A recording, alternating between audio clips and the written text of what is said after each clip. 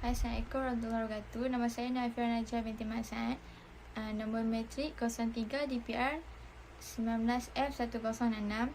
Saya ingin membentangkan kajian yang bertajuk tahap kepuasan pelanggan terhadap perkhidmatan Foodpanda di kalangan pelajar Jabatan Perdagangan. Okey, untuk ringkasan eksekutif, perkhidmatan Foodpanda adalah satu proses memesan makanan dari laman web ataupun aplikasi. Penyelidik memutuskan untuk menjalankan kajian mengenai perkhidmatan penghantaran makanan iaitu perkhidmatan Foodpanda.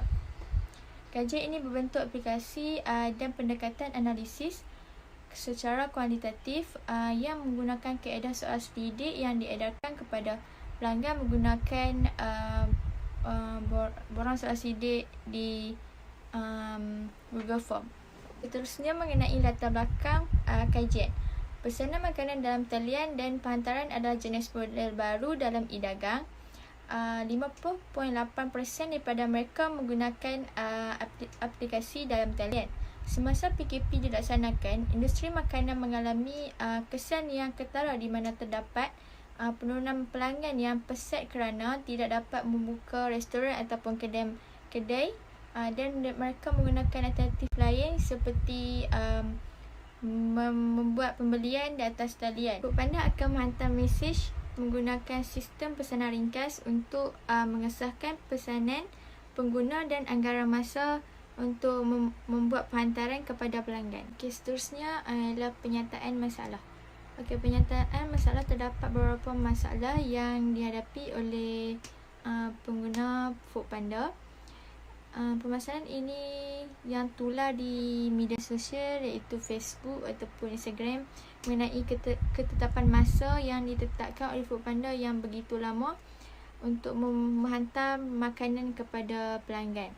Seterusnya adalah kualiti makanan yang dihantar oleh Foodpanda kepada pelanggan yang kurang mendapat kesan yang positif kepada pelanggan. Okay, untuk permasalahan kualiti makanan, contohnya pelanggan menerima makanan yang dalam keadaan makanan yang rosak pada sistem makanan.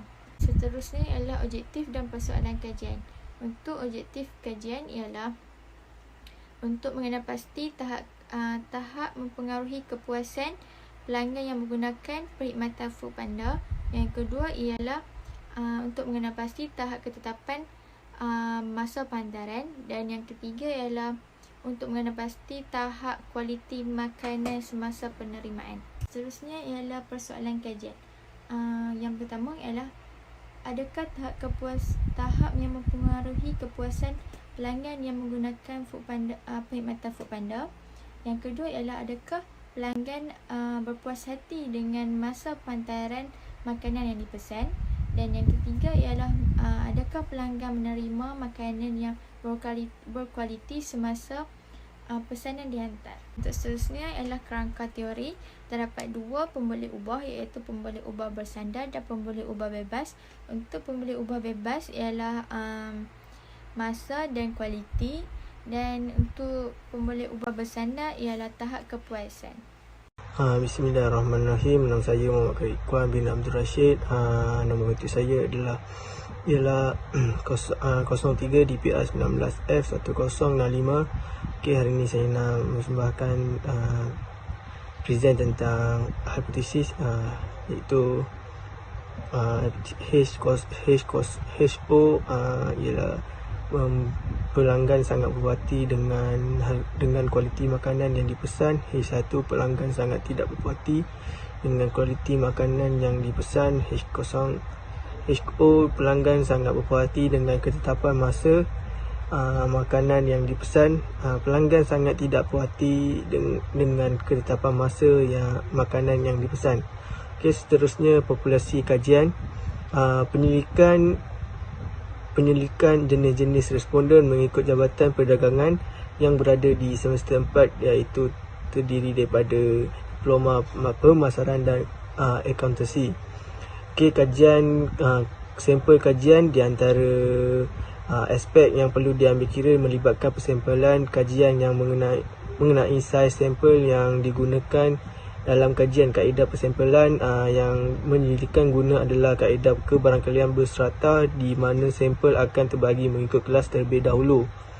Okey, kami memilih secara rawat berjumlah 50 orang. Okey, seterusnya populasi dan sampel. Kami penyelidikan mengambil sebanyak 50 responden yang terdiri daripada pelajar semester 4 Diploma Pemasaran Jabatan Perdagangan.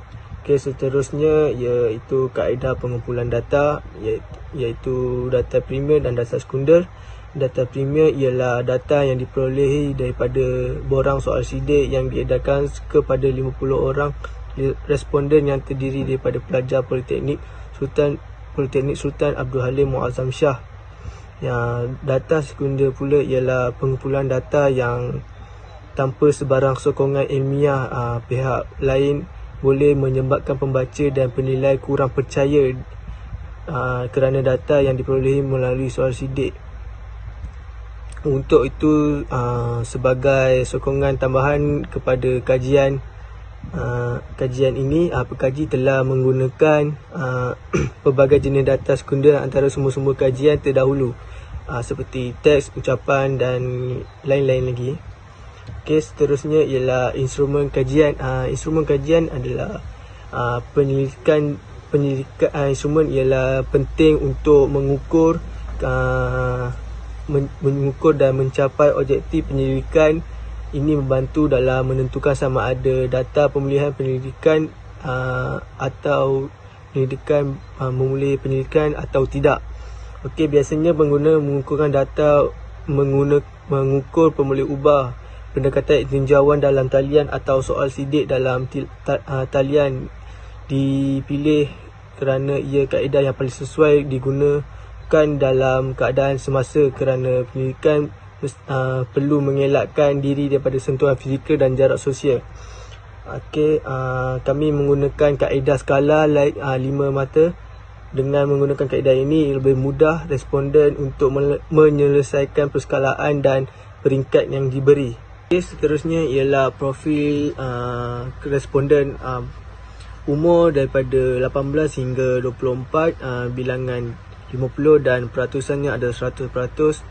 Jantina lelaki dan perempuan. Lelaki 9 bilangan dan 18%, perempuan 41 bilangan dan 82%.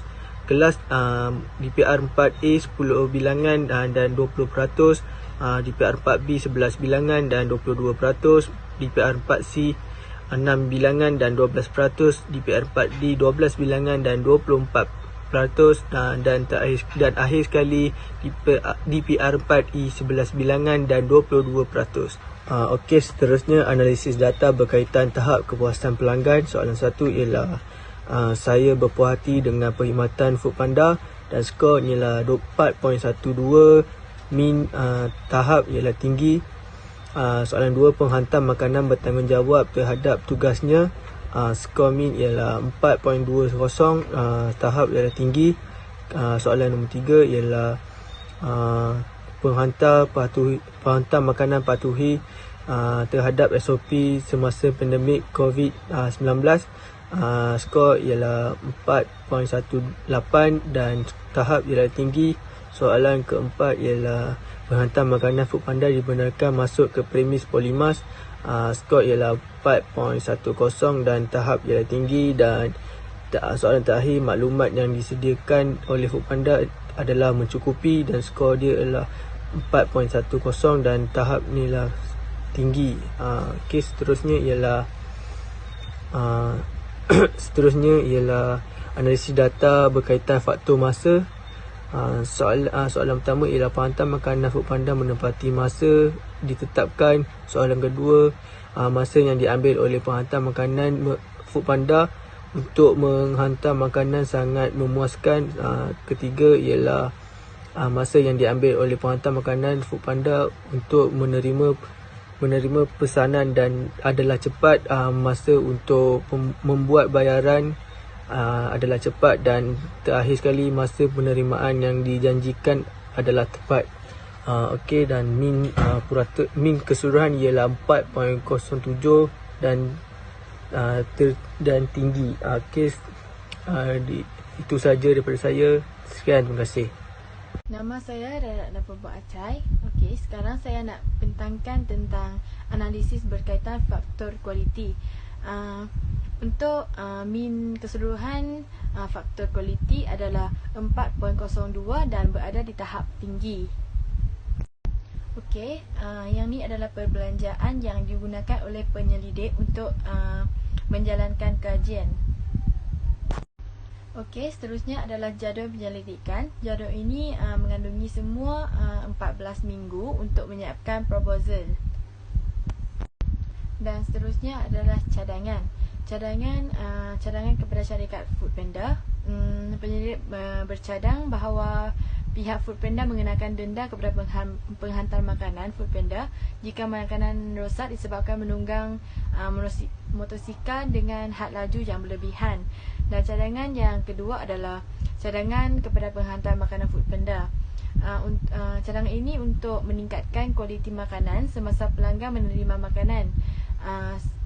Penyelidik mencadangkan bahawa penghantar makanan Foodpanda perlu mengikut kriteria dengan menunggang motosikal dengan had kelajuan yang sesuai supaya kualiti makanan tidak rosak dan pelanggan dapat menerima makanan dalam keadaan yang elok.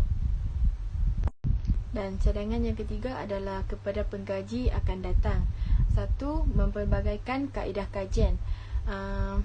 Lepas tu yang kedua, menambahkan bilangan responden. Dan akhir sekali adalah kesimpulan. Pengkaji mendapati bahawa faktor yang pertama iaitu faktor ketepatan masa. Perkhidmatan Foodpanda menunjukkan terdapat perhubungan yang membuatkan kecenderungan pelanggan untuk membuat pesanan kepada perkhidmatan Foodpanda oleh kerana masa yang ditetapkan oleh perkhidmatan Foodpanda dapat menarik perhatian segelintir pelanggan untuk membuat pesanan. Okey, kajian ini dijalankan supaya syarikat Foodpanda dapat mengetahui tentang keberkesanan masa yang ditetapkan dalam menghadapi cabaran dalam pandemik COVID-19. Sekian, terima kasih.